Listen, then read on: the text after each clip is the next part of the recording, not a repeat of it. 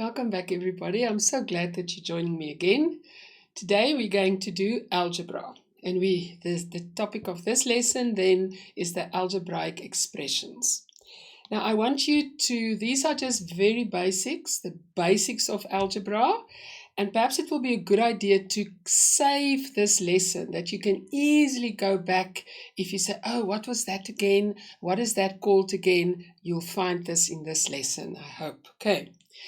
First, a closed number sentence has no placeholder. Now, what is a placeholder? A placeholder is this like a block or an X or a something that is a number that we actually still have to find out. So a sentence, a closed number sentence has no placeholder, and it is either true or it's false. For example, 4 plus 3 equals 7, and that is true.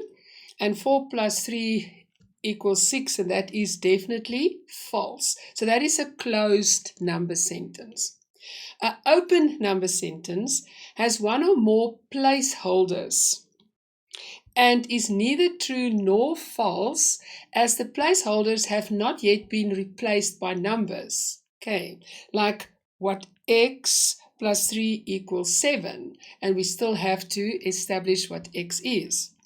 So the above could then be written using letters of the alphabet instead of shapes. In some of the previous lessons, I've also said it's instead of talking about blocks or hearts or stars, we use a letter of the alphabet like a plus 3 equals 7, and then we have to just work out what a is from there.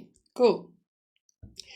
Now, variables, or another name is pronumerals, are represented by letters of the alphabet. The variable represents a value that may not yet be known. That's why they are called variables, as their value can vary. Okay, that's the first one, a variable. It doesn't matter which letter one uses, except that different letters must stand for different values. So if you talk about the same thing, you're not going to use different letters. But on the other hand, if you use the same thing, you use the same letter, you understand? So if you use A and they're all the same, you stick to A. You're not going to confuse it by then add B into that. And I think you understand, because A represents a specific number. So like I said, there doesn't really matter which letter one uses, except that different letters must stand for different values, and the letters should all be written in the lowercase. Okay. So then instead of writing a diamond or a heart, we will write C plus D equals 30. So that is our variable. What is a coefficient then? Coefficients are the number part of the term with a variable. So they are written in front or to the left of the variable when you are multiplying. For example, you're going to write 12y. Never write it like this, okay? You're always going to write it like 12y or 12a. You can do whatever letter of the alphabet, but you write it like this. So, for example, in 3y plus 2x minus 5z plus 4, the coefficients then will be the 3, because they are the part of the variable 2, part of the variable x, 5, part of the variable z, plus 4. So our coefficients then will be 3, 2, and 5. If a term consists of only of variables, for example, d, the coefficient is 1. So if there's only, say, d, so say there's a 3y plus 2x or z minus d plus 4. If there's nothing in front of it, it actually represents 1. We assume that we're actually saying it's 1d, but we don't write the 1. So the same with the coefficient of minus y is actually minus 1. It's just important to remember that. Okay, now let's continue. What is a constant then? Constants are the part of an expression that are only numbers without any symbols. If we look at this one, then 4 would be our constant, right? There's no variables. That is our constant. Because depending on what Z or X or Y stands for, the number will change. But in this case, the number will not change because there's no variable attached to that. So that's why we refer to that as the constant. There's no symbol or variable. They do not change their value. In the example on the previous slide, there we've got it. 4 is our constant. Now let's name this our algebraic expression.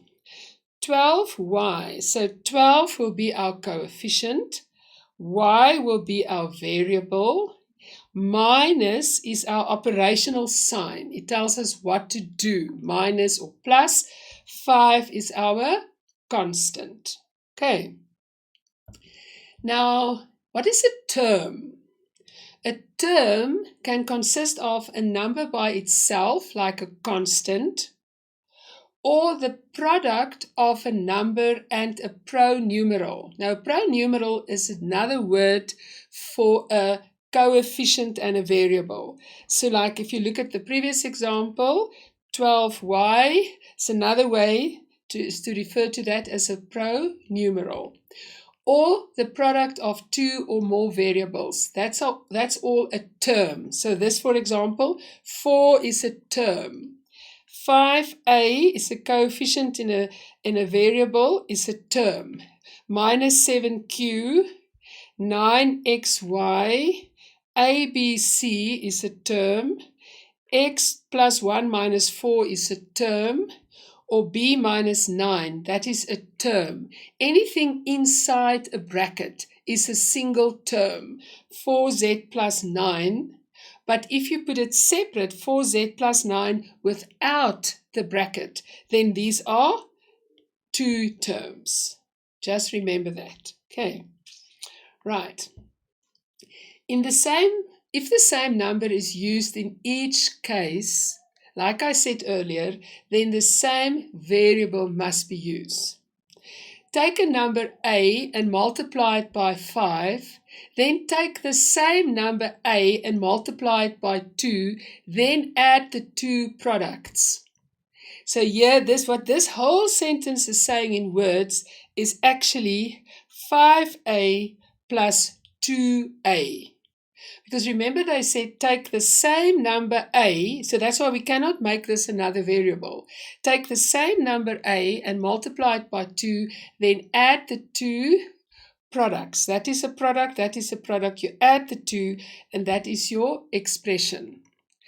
The letters are identical because we are dealing with the same variable number. So what we call them, 5a, a, 2a, are called like terms because they refer to the same, that's the same variable, the same number. Okay, now what then if they're not the same? But 6ab and 6ba are like terms. I hope you can still remember this from whole numbers. We can, if we multiply 1 by 2 or 2 by 1, it's the same thing. So the same with algebra. You can say 6ab and 6ba are the same, and their coefficients can be added or subtracted. For example, 5ab plus 3ba minus ab. That's all the same. So we can say it's 5 plus 3 is 8 minus ab gives us 7ab. So they are like terms. But 5a plus 2b would indicate that we are dealing with two different numbers as variables. You can see that, right? So 5a and 2b are not like terms. So we are referring to them as unlike terms. And we cannot add or subtract unlike terms. Okay, right. Let's do an expression. Here we have two or more terms separated by operational sign, such as plus or minus. And they are joined by a product of something, a division of something, a bracket, or a square. Examples: 5a plus 7q. This is a expression. There's an operational sign and we've got two terms. 9xy minus z, of two terms, there's an operational sign and two terms. 2p minus 7 is one term. So that is one term, is joined together by the product, by the bracket, by everything. So, and that minus is within the bracket, so don't confuse that. So that is why that is only one term. They can be compared to phrases in English. So it is just something, but we cannot do much more with that. And I'll tell you that in the next slide. But this is just an expression. Expressions can be simplified, as multiplying numbers is a simple form of addition. So if we say we've got an apple, another apple, and another apple, so we've got 3 times 1 apple, we've got 3 apples. So the same, if you add all these y's together and you say it's 5 times a, it's the same thing. It's just good to remember that. Okay. Variables that are multiplied can also be simplified by combining them in alphabetical order without the multiplication sign. So if we have to multiply, remember it's multiplication, q times a times f, we're not adding, we're multiplying, then we can say it is AFQ. And it's just, we always start with we always do it in alphabetical order.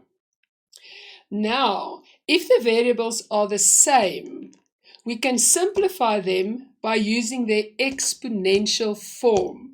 Now, I hope you can still remember this exponential form. So m times m times m times m will then be m to the power of 4. And in this case, m is called the base and 4 is called the exponent.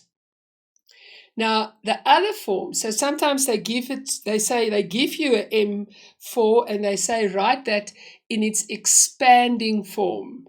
And the expanding form is just the reverse. So 4Q will then mean Q plus Q plus Q plus Q. That is the expanding of 4Q. It's in its longest form.